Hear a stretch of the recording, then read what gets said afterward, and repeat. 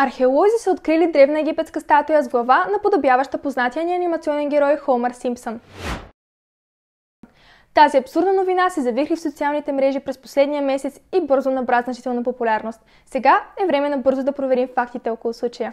В началото на септември създателят на онлайн съдържание Дейв Десай публикува в социалните мрежи видео, в което обяснява как археолози са открили древен артефакт, който представлява статуя, наподобяваща крилат кентавър с главата на анимационния герой Хомър Симпсън и тялото на животно. Nope, this is not just an ancient statue, but a world-ending warning from ancient Egypt that we are being watched. Звучи много нереално, нали? Направих скриншот на част от видеото и използвах функцията на Google Search by Image.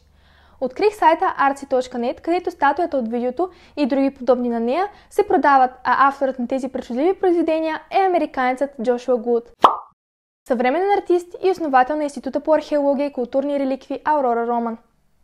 Веднага потърсих артиста в социалните мрежи и установих, че профилите му са пълни с снимки на скулптури в същия стил, които умишлено са снимани на фона на разкопки с цел по-добро промотиране.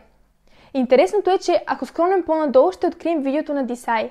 Под него Гуд пише: той излага чудесни аргументи. Може би трябва да се абонирам за нюзлетъра му и поставя хаштаг конспиративни теории.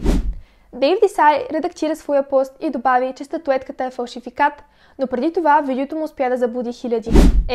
След обстойна проверка, ние можем да ви уверим, че за сега Хомър Симпсън остава просто един любим образ от екрана.